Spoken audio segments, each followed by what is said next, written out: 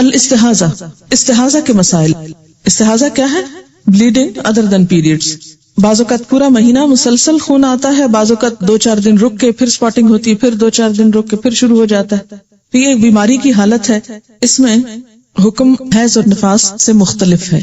جس خاتون کو استحاضہ سے پہلے ایام حیض معلوم ہو، یعنی ہر ماہ کس تاریخ کو شروع ہوتے اور کتنے دن رہتے ہیں، اسے گزشتہ عادت کے مطابق حیض کے ایام شمار کر کے باقی ایام کو استحاضہ کے ایام شمار کرنا چاہیے اور اس مدت میں استحاضہ کے حکم پر عمل کرنا چاہیے. ایام حیض گزارنے کے بعد مستحاضہ کو غسل کر کے معمول کے مطابق نماز روزہ ادا کرنا چاہیے. عن عائشہ رضی اللہ عنہا انہا قالت فاطمہ بنت ابی حبیش لرسول اللہ صلی اللہ علیہ وسلم یا رسول اللہ انی لا اطہر افادع الصلاۃ فقال رسول اللہ صلی اللہ علیہ وسلم انما ذلك عرق وليس بالحیضۃ فاذا اقبلت الحیضۃ فاترک الصلاۃ فاذا ذهب قدرها فاغسلی عنک الدم وصلی. رواہ البخاری. حضرت عائشہ رضی اللہ عنہا کہتی ہیں کہ حضرت فاطمہ بنت ابی حبیش رضی اللہ عنہا نے رسول اللہ صلی اللہ علیہ وسلم کی خدمت میں عرض کیا، اے اللہ کے رسول صلی اللہ علیہ وسلم، میں مہینہ بھر پاک نہیں ہوتی، کیا نماز چھوڑ دوں؟ آپ نے فرمایا یہ ایک رگ کا خون ہے، یعنی ایک وین سے آتا ہے، حیض کا نہیں. لہذا حسب عادت جب حیض شروع ہو تو نماز چھوڑ دو، اور جب عادت کے برابر دن گزر جائیں تو خون دھو لو اور نماز پڑھو. اسے بخاری نے روایت کیا ہے. جس خاتون کو استحاضہ سے پہلے حیض کے ایام معلوم نہ ہو، یعنی حیض میں بے قاعدگی رہی ہو، کبھی جلدی کبھی دیر سے آتے ہوں، یا کبھی 5 دن کبھی 8-9 دن ہو، اسے حیض اور استحاضہ کے خون کے رنگ میں فرق دیکھ کر حیض اور استحاضہ کے احکام پر عمل کرنا چاہیے. مستحاضہ کو ہر نماز کے لیے نیا وضو کرنا چاہیے، یہ اہم بات ہے. ان فاطمہ بنت ابی حبیش انہا کانت تستحاض فقال لها النبي صلی اللہ علیہ وسلم اذا كان دم الحیض فانه دم اسود يعرف فاذا كان ذلك فامسكي عن الصلاة فاذا كان الاخر فتودئي وصلي فانما هو عرق. رواہ ابو داود والنسائی. حضرت فاطمہ بنت ابی حبیش رضی اللہ تعالی عنہ سے روایت ہے کہ وہ مریض تھیں. نبی صلی اللہ علیہ وسلم نے انہیں فرمایا جب حیض کا خون ہو تو یہ سیاہ رنگ کا ہوتا ہے، یعنی ڈارک ہوتا ہے، جو پہچانا جاتا ہے، لہٰذا جب یہ ہو تو نماز نہ پڑھو، لیکن اگر اس کے علاوہ کوئی دوسرا خون ہو لائٹ کلر میں تو وضو کر کے نماز پڑھ لو، کیونکہ استحاضہ کا خون ایک رگ سے نکلتا ہے. اسے ابو داؤد اور نسائی نے روایت کیا ہے. جس خاتون کے ایام حیض معلوم نہ ہو اور جس کے حیض اور استحاضہ کے خون میں رنگ کا فرق بھی نہ پایا جاتا، اسے پہلی دفعہ حیض کے دنوں کو سامنے رکھتے ہوئے ہر مہینے کے اس دن سے حیض کی ابتدا شمار کرنا چاہیے جس دن پہلی مرتبہ حیض آیا تھا. مثلاً کسی خاتون کو پہلی دفعہ مہینے کے 7ویں دن حیض آنا شروع ہوا تو اسے حیض اور استحاضہ میں فرق کرنے کے لیے 7ویں دن سے حیض کے احکام پر عمل شروع کرنا چاہیے. مذکورہ مستحاضہ کو اپنے جیسی خواتین، اپنے ملک، علاقے، عمر، اپنے جتنے بچوں والی خواتین کی عادت کو سامنے رکھتے ہوئے مدت حیض کا تعین 6 یا 7 دن شمار کرنے کے بعد استحاضہ کے حکم پر عمل کرنا چاہیے. یعنی پھر دوسری پاس والی خاندان کی رشتہ دار عورتوں کی عادت کو دیکھا جائے گا جس کو پہلی دفعہ سے یہ بیماری شروع ہوئی ہو. ان حمنہ بنت جحش قالت كنت استحاض حیضة كثيرة شديدة فأتيت النبي صلى الله عليه وسلم استفتيه وأخبره فوجدته في بيت أختي زينب بنت جحش فقلت يا رسول الله صلى الله عليه وسلم إني استحاض حيضة كبيرة شديدة فما تأمرني فيها قد منعتني الصيام والصلاة قال أنعت لك الكرسف فإنه يذهب الدم قالت هو أكثر من ذلك قال فتلجمي قالت هو أكثر من ذلك قال فاتخذي صوبا قلت هو أكثر من ذلك إنما أثج سجا فقال النبي صلى الله عليه وسلم سآمرك بأمرين أيهما صنعت أجزأ عنك فإن قويت عليهما فأنت عالم فقال إنما هي ركزة من الشيطان فتحيدي 6 أيام أو 7 أيام في علم الله ثم اغتسلي فإذا رأيت أنك قد طهرت واستنقأت فصلي 24 ليلة أو 23 ليلة وأيامها وصومي وصلي فإن ذلك يجزئك وكذلك فافعلي كما تحيد النساء وكما يطهرن لميقات حيضهن وطهرهن. رواہ الترمذی. حضرت حمنہ بنت جحش رضی اللہ تعالیٰ عنہا کہتی ہیں کہ مجھے کثرت سے مسلسل استحاضہ کا خون آتا. میں نبی صلی اللہ علیہ وسلم سے مسئلہ دریافت کرنے کے لیے حاضر ہوئی. اب آپ کہیں گے کہ لو اس عورت کو شرم نہیں آئی کہ آپ سے ایسی باتیں کر رہی ہے جا کر؟ آپ دیکھیے کہ جس طرح ایک ڈاکٹر کے پاس جا کر، ایک طبیب کے پاس جا کر انسان اپنی بیماری کا ذکر کرتا ہے اور اس سے دوا یا علاج میں مشورہ لیتا ہے، تو اسی طرح ایک روحانی معالج کے پاس جا کر اپنے دین کے مسائل کے بارے میں فتویٰ لینے میں حرج نہیں. اور خاص طور پر اللہ کے رسول صلی اللہ علیہ وسلم سے جب تک اس بات کی وضاحت نہ ہوتی تو کوئی خاتون بھی اس قابل نہ تھی کہ ان باتوں کے جواب دیں. سوال پوچھتی ہے، میں نے عرض کیا اللہ کے رسول صلی اللہ علیہ وسلم مجھے استحاضہ کی بیماری ہے اور خون بڑی کثرت سے مسلسل آتا ہے جس نے مجھے نماز روزے سے روک رکھا ہے، اس کے بارے میں آپ کا کیا حکم ہے؟ آپ نے فرمایا میں تمہیں روئی استعمال کرنے کی ہدایت کرتا ہوں کیونکہ وہ خون چوس لیتی. حضرت حمنہ نے عرض کیا خون تو اس سے زیادہ ہے. آپ نے ارشاد فرمایا کہ روئی کے اوپر یعنی کپڑا کس لیا کرو. میں نے عرض کیا اس سے بھی زیادہ ہے. آپ نے فرمایا پھر کپڑا ہی استعمال کرو. میں نے عرض کیا وہ اس سے بھی زیادہ ہے، بہت زیادہ جاری ہوتا ہے. تب آپ صلی اللہ علیہ وسلم نے فرمایا میں تمہیں 2 باتوں کا حکم دیتا ہوں، ان دونوں میں سے جس پر چاہو عمل کر لو، وہ تمہارے لیے کافی ہوگا، اور اگر دونوں پر عمل کرو تو تمہاری مرضی. استحاضہ شیطان کی ٹھوکر میں سے ایک ٹھوکر ہے، جبکہ حیض تو تمہیں 6 یا 7 دن ہی آتا ہے. ان دونوں کا علم اللہ ہی کے پاس، لہٰذا ان 6-7 دنوں کے بعد غسل کرو. جب محسوس کرو کہ اس غسل کی وجہ سے پاک صاف ہو گئی ہو تو 23 یا 24 روز نماز روزہ کرو، یہ تمہارے لیے کافی ہوگا. اور پھر ہر ماہ اسی طرح کر لیا کرو جیسا کہ حیض والی عورتیں حیض کے وقت کرتی ہیں اور پاک عورتیں پاکیزگی کے وقت کرتی ہیں. اسے ترمذی نے روایت کیا ہے. استحاضہ وہ خون ہوتا ہے جو ایام حیض کے بعد خاکی یا زرد رنگ کا جاری ہوتا ہے. یہ ایک مرض ہے. جب عورت اپنے حیض کی عادت کے دن پورے کر لے پھر اسے غسل کر کے نماز شروع کر دینا چاہیے، کیونکہ خون استحاضہ کا حکم خون حیض کے حکم سے مختلف ہے. مستحاضہ پاک عورت کی طرح ہے، ایام حیض کے بعد غسل کر کے نماز شروع کرے. ہاں یہ بہت ضروری ہے کہ ہر نماز کے لیے نیا وضو کرے. ترمذی کی روایت کے آخر میں آتا ہے اور اگر تجھ سے ہو سکے کہ تاخیر کرے تو ظہر کی اور جلدی کرے عصر میں، پھر نہائے جب پاک ہو تو حیض سے اور نماز پڑھے ظہر اور عصر کی، پھر دیر کرے مغرب میں اور جلدی کرے عشاء میں، اور نہا کر اکٹھا پڑھ لے دونوں نمازیں، اور ایک غسل کرے تو صبح کو، اور ایسا ہی کرتی رہے اور روزے رکھتی رہے. پھر فرمایا رسول اللہ صلی اللہ علیہ وسلم نے کہ دونوں باتوں میں سے یہ مجھے زیادہ پسند ہے. یعنی ایک تو یہ کہ حیض کا خون ختم ہونے کے بعد ایک دفعہ نہا لیا جائے اور پھر ہر نماز کے لیے تازہ وضو کیا جائے، اور دوسرا یہ کہ ہر 2 نمازوں سے پہلے نہا لیا جائے، وضو کر لیا جائے اور نمازیں اکٹھی کر لی جائیں، اور فجر کی نماز کے لیے بھی اسی طرح الگ سے نہا لیا جائے اور نماز ادا کر لی جائے. اور اس طریقے کو آپ صلی اللہ علیہ وسلم نے یعنی ہر 2 نمازوں سے پہلے نہانے والے طریقے کو زیادہ پسند فرمایا. مستحاضہ غسل کرنے کے بعد تمام عبادات معمول کے مطابق ادا کر سکتی. عن عائشہ رضی اللہ عنہا ان النبی صلی اللہ علیہ وسلم اعتکف معه بعض نسائه وهي مستحاضة رواہ البخاری. حضرت عائشہ رضی اللہ تعالی عنہا فرماتی ہیں کہ نبی اکرم صلی اللہ علیہ وسلم کے ساتھ آپ کی ایک زوجہ حالت استحاضہ کے باوجود اعتکاف کیا کرتی تھی. اسے بخاری نے روایت کیا ہے. غسل کرنے کے بعد مستحاضہ سے صحبت کرنا جائز ہے. ان اکرمہ رضی اللہ عنہ قال كانت ام حبیبہ تستحاض وكان زوجها يخشاها رواہ ابو داؤد. حضرت اکرمہ رضی اللہ تعالی عنہ فرماتے ہیں کہ ام حبیبہ رضی اللہ عنہا استحاضہ کی مریض تھی اور ان کے شوہر عبد الرحمن بن عوف رضی اللہ عنہ ام حبیبہ سے غسل کرنے کے بعد صحبت کیا کرتے تھے. اسے ابو داؤد نے روایت کیا. مسئلہ 84 میں ہے کہ نہانے کے بعد براؤن اور زرد ڈسچارج کی اہمیت نہ دی جائے. اور اس کے بعد حضرت عائشہ کی حدیث میں خواتین ڈبیا میں روئی رکھ کر بھیجتی جس میں بھی کچھ زردی باقی ہوتی، اور آپ فرماتی کہ انتظار کرو جب تک کہ شفاف پانی نہ ہو. یہ دونوں باتیں ایک دوسرے کے متضاد ہیں، پلیز وضاحت کر دیں. یہ متضاد نہیں ہے، سمجھنے کا فرق ہے.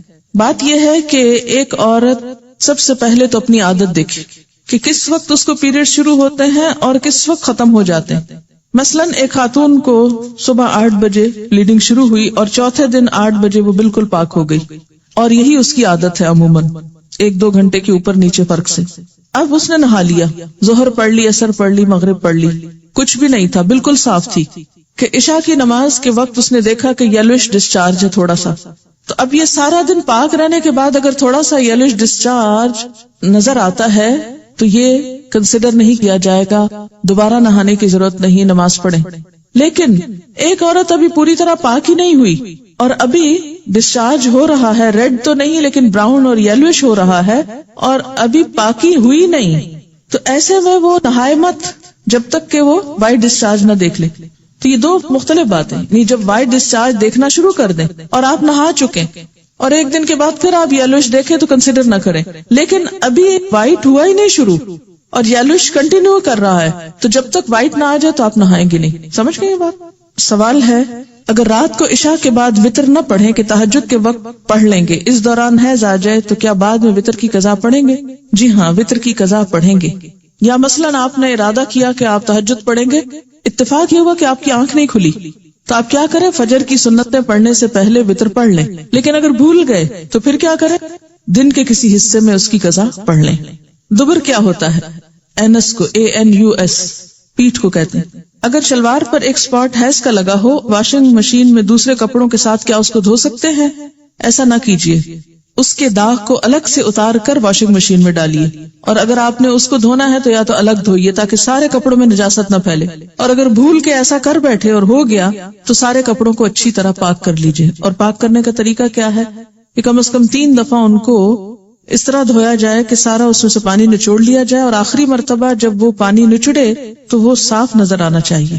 اگر کسی کو نماز کے دوران بلیڈنگ شروع ہو جائے تو کیا اس نماز کی قضا بھی ادا کی جائے گی؟ جی ہاں، اس لیے کہ نماز جب ایک دفعہ شروع کر دی جاتی تو بیچ میں اگر وہ ٹوٹ جائے تو اس کی قضا لازم ہوتی، اور ٹوٹنے کی وجہ کوئی بھی ہو سکتی. عام وجوہات کے علاوہ زور سے ہنس پڑنا، کہکا لگانا جو ہے یہ بھی نماز توڑ دیتا. مثلاً آپ نے نفل نماز شروع کی، آپ نماز پڑھ رہے تھے کہ وضو ٹوٹ گیا، کوئی بھی وجہ ہو سکتی ہے وضو ٹوٹنے کی، آگے آئیں گی وجوہات.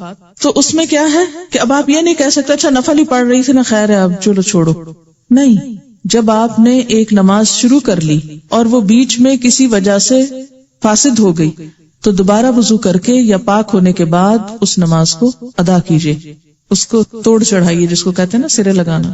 نفل ہو، فرض ہو، سنت ہو، وتر ہو، تہجد ہو، کچھ ہو، اس سے کوئی فرق نہیں پڑتا کہ وہ نفل ہے یا فرض ہے. اسی طرح روزہ ہے، مثلا رمضان میں آپ نے روزہ رکھا اور آپ کا ٹوٹ گیا روزہ بیچ میں، تو آپ کو قضا رکھنی ہوگی، خواہ ایک لمحہ پہلے ہی کیوں نہ ہو. سوال ہے، اگر پیریڈز ختم ہو جائیں اور بغیر نہائے ہسبینڈ سے تعلق قائم کیا جائے تو کیا یہ جائز ہوگا؟ یہ پیریڈز کے بعد پہلے پاکی حاصل کی جائے اور پھر شوہر سے تعلق قائم کیا جائے. آیت ہے وَيَسْأَلُونَكَ عَنِ الْمَحِيضِ قُلْ هُوَ أَذًى فَاعْتَزِلُوا النِّسَاءَ فِي الْمَحِيضِ وَلَا تَقْرَبُوهُنَّ حَتَّى يَطْهُرْنَ فَإِذَا تَطَهَّرْنَ فَأْتُوهُنَّ مِنْ حَيْثُ أَمَرَكُمُ اللَّهُ إِنَّ اللَّهَ يُحِبُّ التَّوَّابِينَ وَيُحِبُّ الْمُتَطَهِّرِينَ. اس سے کیا پتہ چلتا ہے پسندیدہ صورت کیا ہے؟ یحب المتطہرین. تو اصل جو ریکوائرڈ ہے وہ کیا؟ فَإِذَا تَطَهَّرْنَ. لیکن کسی حد تک رخصت ہو سکتی ہے حتیٰ یطہرن سے بھی. یطہرن کا کیا معنی ہے؟ ڈسکنٹینیویشن آف مینسٹرل بلیڈنگ یا بلڈ کیلنگ. اب آپ دیکھیے کہ یہ ختم ہو گیا لیکن ابھی نہانے کی ضرورت ہے. تو بعض فقہا یہ کہتے ہیں کہ اس حالت میں اگر ایسا ہو جائے تو کفارے کی ضرورت نہیں. اچھا، یہ جو ایک بات اور تھوڑی سی واضح کر دوں کہ یہ جو بتایا گیا تھا نا کہ پیریڈز کے دوران انٹرکورس کا کفارہ 1 دینار اور جب یلش ڈسچارج ہو تو آدھا دینار ہے، اس کے بارے میں تھوڑی سی وضاحت اور کرنا چاہوں گی. پہلی بات یہ کہ پیریڈز کے دوران انٹرکورس حرام ہے. اگر کوئی اس کو حلال جانے تو وہ حرام کا مرتکب ہوگا. امام نووی یہاں تک کہتے ہیں کہ وہ مرتد ہے کیونکہ اس کی حرمت قرآن سے ثابت ہے. اگر کوئی کہے کہ نہیں حرام نہیں حلال ہے تو اس کے لیے بہت سخت الفاظ آئے ہیں. اگر کوئی جان بوجھ کر کرے، حرام تو سمجھتا ہے لیکن جان بوجھ کے کر لیا، کیا فرق پڑتا ہے؟ یہ گناہ کبیرہ ہے. لیکن امام مالک، ابو حنیفہ، احمد اور شافعی کی ایک روایت میں آتا ہے کہ کفارہ نہیں. اس کے برعکس عطا، ابن ابی ملیکہ، شابی، نخی، مکحول، زہری، ابو الزناد، ابو ایوب سختیانی، سفیان ثوری اور لیث بن سعد کا قول ہے کہ اس پہ کفارہ واجب ہے. کفارہ ایک بردے کا آزاد کرنا یعنی غلام آزاد کرنا، اور باقی لوگوں نے کہا کہ 1 دینار یا آدھا دینار صدقہ کرنا ہے. اور دلیل ان کی ابن عباس کی حدیث ہے، جو شخص اپنی عورت سے حالت حیض میں جمع کرے وہ 1 دینار صدقہ دے یا آدھا دینار. لیکن یہ حدیث بعض کے نزدیک صحیح کے درجے پر نہیں، تو اس لیے اس مسئلے میں اختلاف ہوا. یعنی گناہ کبیرہ تو ہے لیکن جہاں تک کفارہ دینے کا تعلق ہے تو اس میں دوسری رائے بھی میں نے آپ کو بتا دی ہے. اب آپ دیکھیں کہ اگرچہ حدیث صحیح کے درجے پر نہیں، اسی وجہ سے علماء میں اختلاف ہوا، لیکن بات یہ ہے کہ گناہ کبیرہ کا اگر کفارہ کسی حسن درجے کی حدیث سے بھی یا اس سے کم درجے کی حدیث سے بھی ثابت ہوتا ہے تو اس میں یہ کہ احتیاط کا تقاضا یہی ہے کہ انسان دنیا میں ہی ایسے گناہوں کا کفارہ دے دے تاکہ آخرت میں پکڑ نہ ہو. کفارہ اصل میں کیا ایک طرح کا فائن ہوتا ہے نا کہ انسان نے اللہ کی حد توڑی. قرآن میں اللہ تعالیٰ منع کر رہے ہیں فَاعْتَزِلُوا النِّسَاءَ، چھوڑو عورتوں کو فی المحیض، اس حالت میں الگ ہو جاؤ ان سے، مت ستاؤ ان کو. تو اس میں اب یہ ہے کہ بار بار اگر کفارہ دینا پڑے تو بہت ساری چیزوں کی ایک طرح سے پیش بندی جاتی. ٹھیک ہے. عورت کے لیے نماز کی قضا حیض میں نہیں تو پھر روزے کی قضا کیوں ہے؟ کیوں کا جواب یہ ہے کہ نبی صلی اللہ علیہ وسلم نے ایسا فرمایا ہے. کیا یہ جواب کافی؟ یہ کافی ہونا چاہیے ایک مسلمان کے لیے کہ آپ صلی اللہ علیہ وسلم نے ایسا ہی فرمایا ہے. اب یہ ہے کہ جب ہم اس پر راضی ہو جائیں آپ کے فرمان پر تو اگلی بات یہ کہ ہم حکمت تلاش کریں کہ اس کی کیا وجہ ہو سکتی. اس کی ایک وجہ یہ ہو سکتی ہے کہ نماز تو سارا سال چلتی رہتی اور ہر مہینے میں اگر 5-6 دن یا 10 دن کوئی نماز نہیں پڑھتا اور اگر اس کو کہا جائے کہ تم قضا پڑھو اور 10 دن وہ بعد میں قضائیں پڑھتی رہے اور پھر نئے سرے سے ایک سلسلہ شروع ہونے کا وقت آ جائے تو زندگی حرام ہو کے رہ جائے.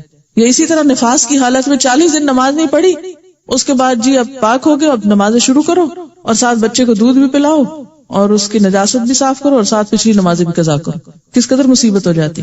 لیکن روزہ رکھنے میں ایک تو یہ کہ اتنی مشکل نہیں ہوتی، دوسرا یہ کہ سال میں ایک دفعہ آتے ہیں.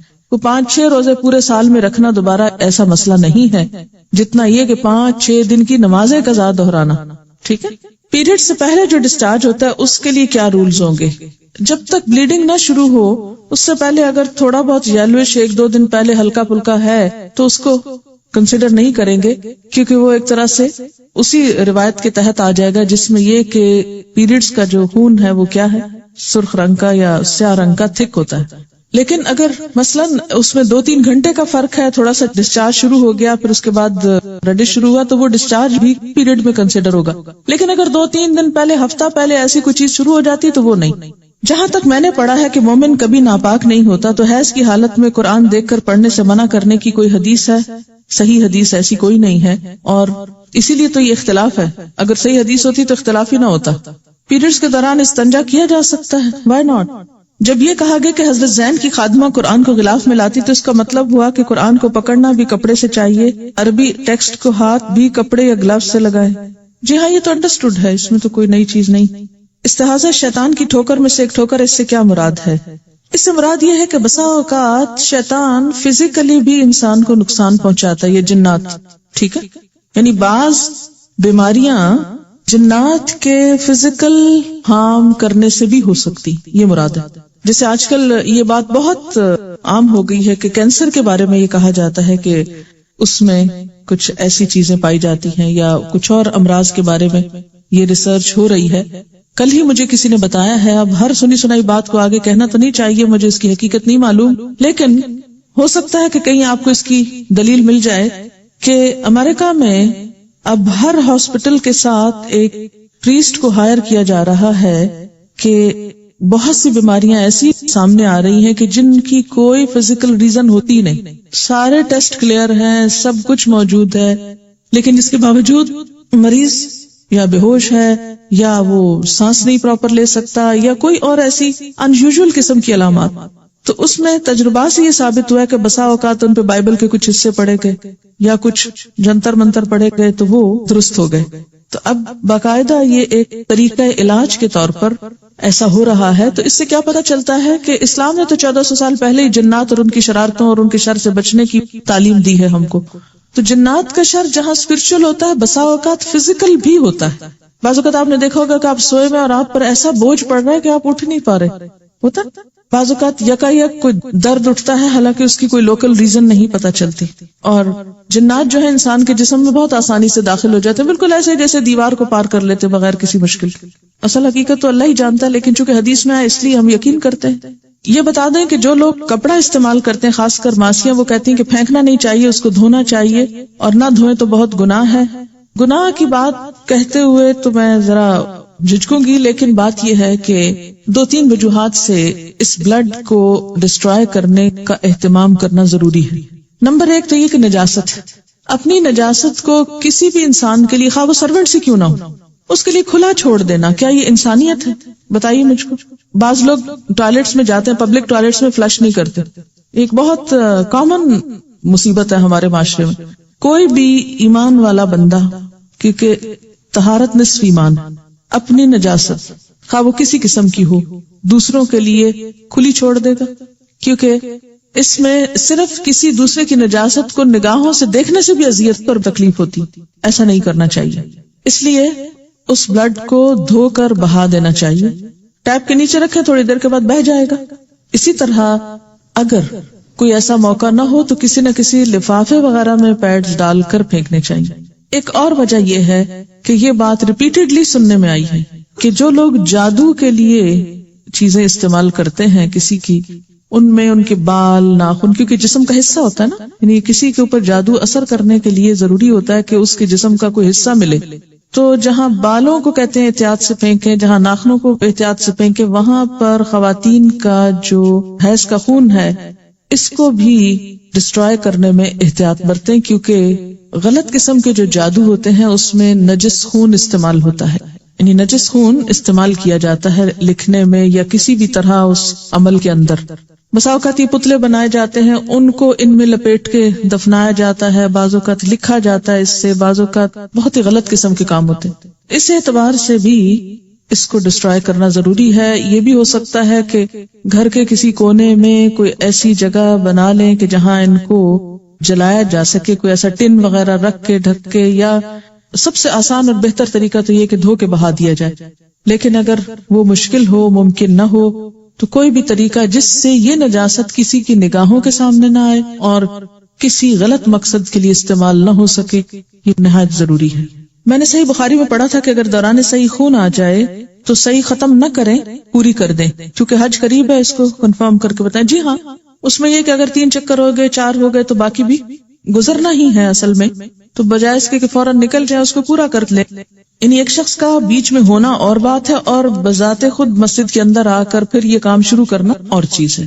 ہم نے بچپن سے آج تک یہی سنا کہ حیض کی ناپاکی اگر کپڑے پر لگ جائے تو اس حصے کے دھونے کے بعد پورے کپڑے کو 3 بار دھو کر پاک کریں. ایسی کوئی تکلیف دہ بات نہیں ہے، اس لیے اب آپ طریقہ بدل لیں.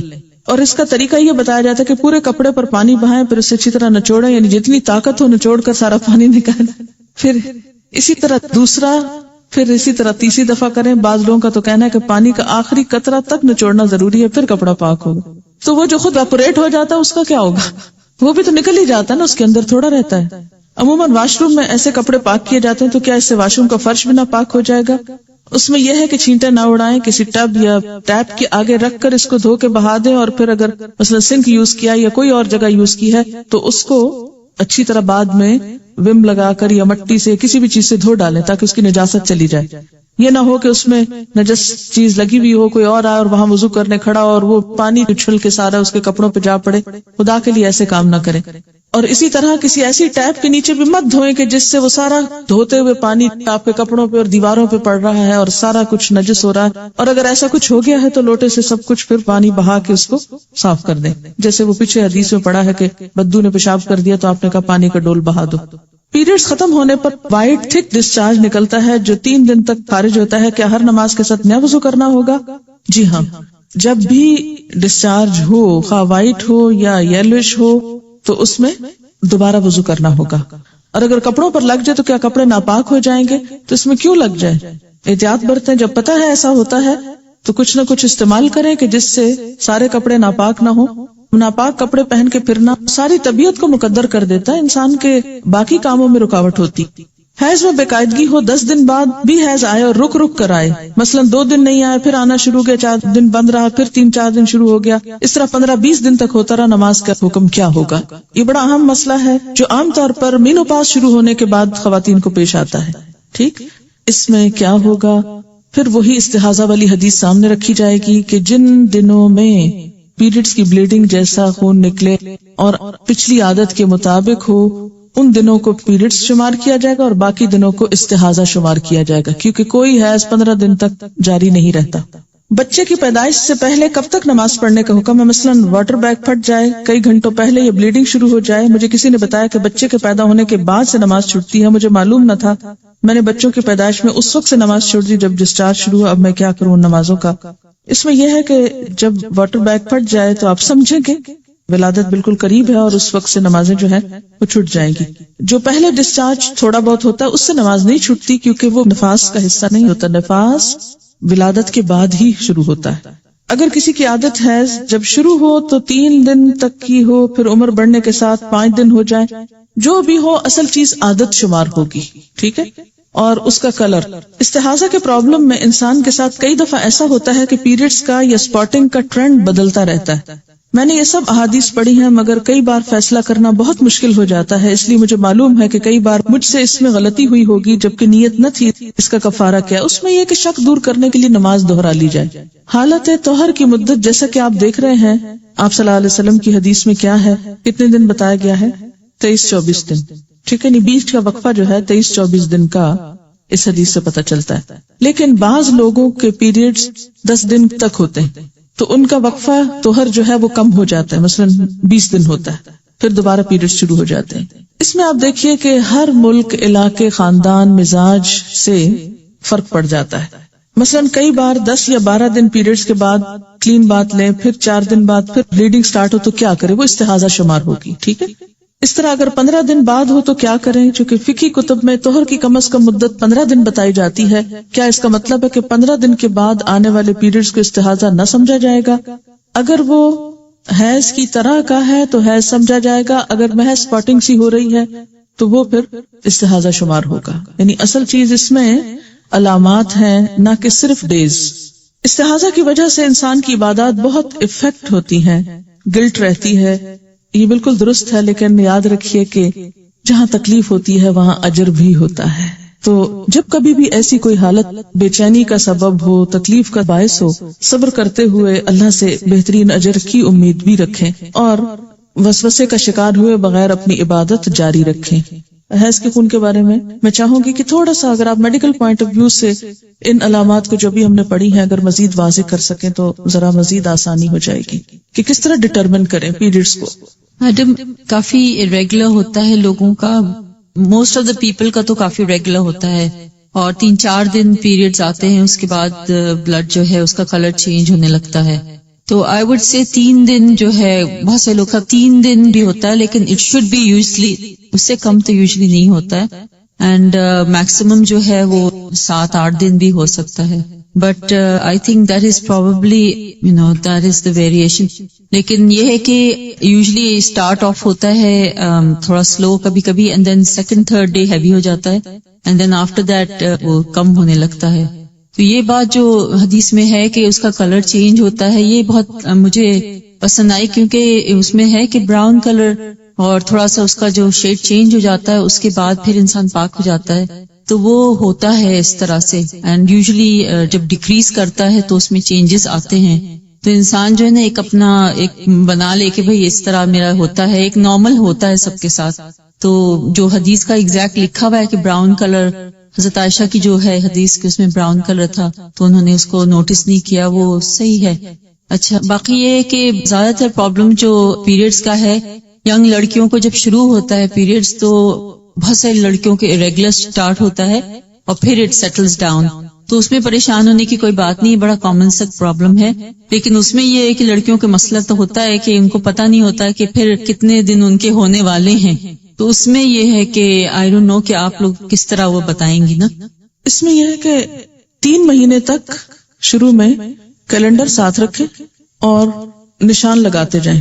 3 مہینے میں عادت عموماً ڈٹرمن ہو جاتی ہے، پتہ چل جاتا ہے، اور خاص طور پر اس صورت میں جب شروع سے استحاضہ کی بیماری بھی ساتھ ہی شروع ہو جائے. عام حالات میں جب نارمل کیس ہے تو وہاں تو کوئی پرابلم نہیں ہوگا کہ 3 دن عادت بنی یا 4 دن بنی.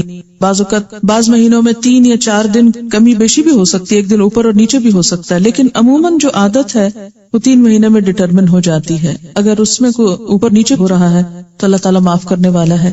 2 چیزیں اگر آپ ذہن میں رکھیں تو بہت سی مشکل آسان ہو جائے گی. ایک تو یہ کہ کلر اور جو اس کا فلو ہے اور اس کے جو کنٹینٹس ہیں یہ بھی استحاضہ سے فرق ہوتے ہیں.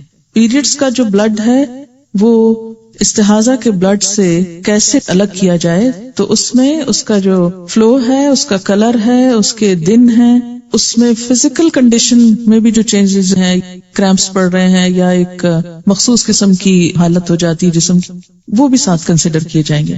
اور دوسری بات یہ ہے کہ اگر عام حالات میں، نارمل حالات میں پیریڈز کی کنٹینویشن میں جیسے پہلے فلو کم ہے، پھر زیادہ ہو گیا، پھر کم ہوتے ہوتے براؤن ہو گیا، پھر یلوش آ گیا، تو اس کو سارا وقت پیریڈ شمار ہوگا جب تک کہ وائٹ نہ ہو جائے.